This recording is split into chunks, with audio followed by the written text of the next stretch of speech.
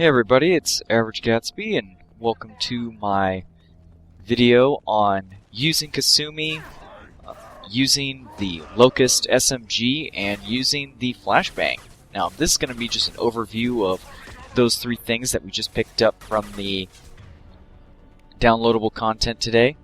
And first of all, let me say that this is not going to be a review or show any footage, actually, of Kasumi's loyalty mission. My thoughts on that: I thought it was really good. I definitely thought it was worth the $7. Took me more than an hour to beat. It was longer than Zaid's mission. And all the benefits that you get from it, from Kasumi to the Locust to the SMG, I think really add a cool new element to the game. And it was a lot of fun. The reason why I'm not including any footage of that is simply because it's really full of spoilers, and I don't really want to give anything away in this video. So, in an effort to avoid that, I'm not going to be showing any footage of that. But if you're having trouble on that mission, you do, slight giveaway, you are going to have to fight 2 Emir mechs. If you do want to see that mission, let me know, and I can do that one for you. So, first things first, let's talk about Kasumi. Kasumi is a very powerful squad mate. The Shadow Strike ability is very good, especially when you take it up to level 4 and get the Rapid Shadow Strike ability. What that does is it makes it so every time Kasumi gets a kill using the Shadow Strike ability, as soon as she comes back from using it, she instantly is able to use it again. So that's really nice. Otherwise, it's a 9-second cooldown, but it is very effective. She kind of operates like a cross between Grunt's Charge and the Combat Drone. Well, what do I mean by that? Well, Grunt's Charge, in that it's a very powerful one-hit that that if it doesn't kill the enemy outright, will perform a knockdown effect, as you can see, and a long knockdown effect. And it's like the Combat Drone because she teleports, essentially. She doesn't teleport, of course. She goes in a cloak and then runs over. But she disappears, reappears in the middle of the enemy, uses her ability, and when she's in the middle of the enemy, she takes plenty of hits. The enemy tends to turn around, and she attracts a lot of attention, so it takes the pressure off of you. And so that's kind of how she's like Combat Drone. She goes out there, and then she comes back. So, anyway, I highly suggest that you get that move up to Rapid Shadow Strike, so you can just, create a situation where you can go from, one enemy to another very quickly, and just be able to use that. It's very effective. Alright, next thing, let's talk about the Locust SMG. The Locust, as you'll see in this video, is a very accurate weapon. It's probably one of the most, if not, it's the most accurate SMG by far. I mean, there's no comparison, and it's a heck of a lot more accurate than the Avenger Assault Rifle, and its accuracy is actually comparable to the Collector Assault Rifle.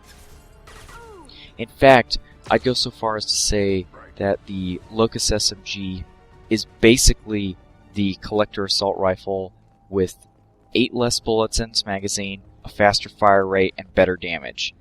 It's just a fantastic weapon. I highly recommend, if you're starting to play through, using anyone but the soldier, because everyone else has the SMG. Head on over to Kasumi's mission as soon as you start, and go pick up this weapon, because it totally makes the Shuriken obsolete immediately.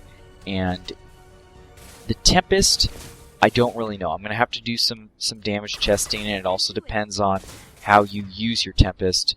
But for right now, I cannot see myself using any other submachine gun besides this one. It's just so powerful. I mean, look at this weapon.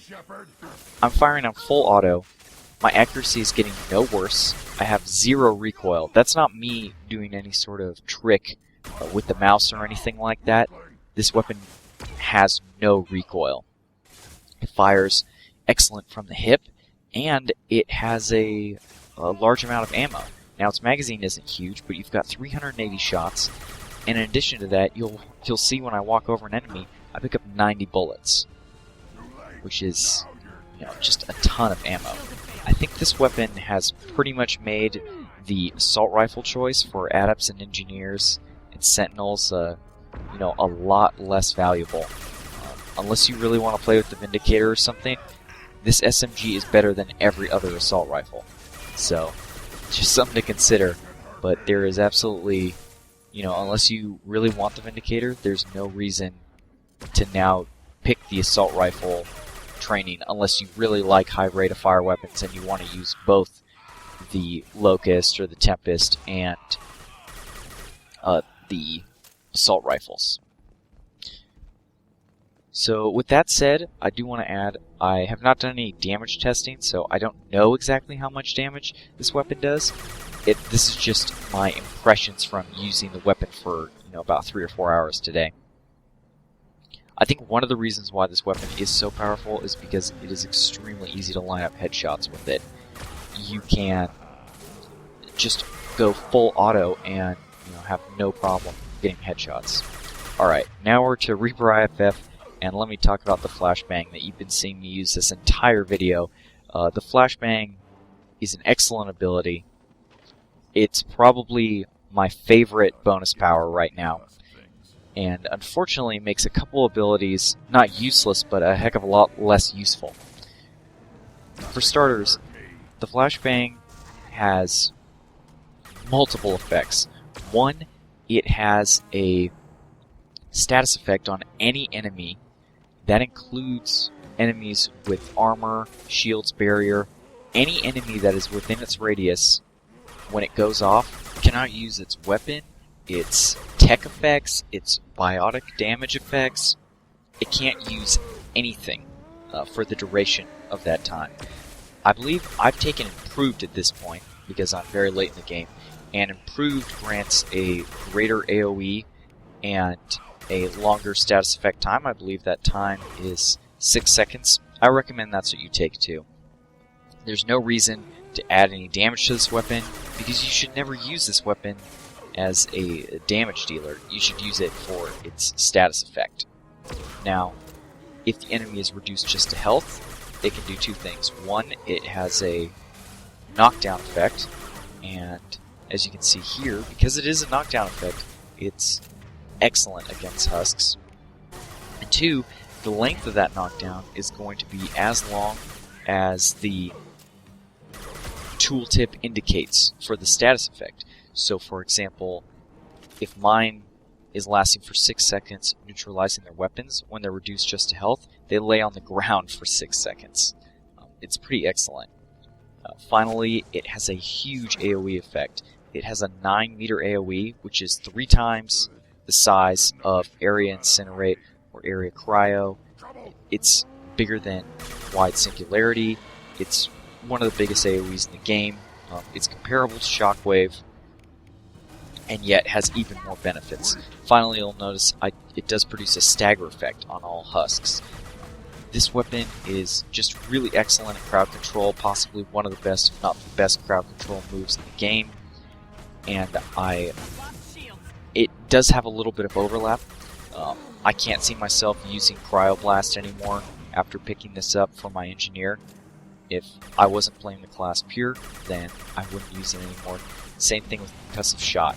I highly recommend that a soldier take this weapon instead of putting points in Concussive Shot to deal with husks.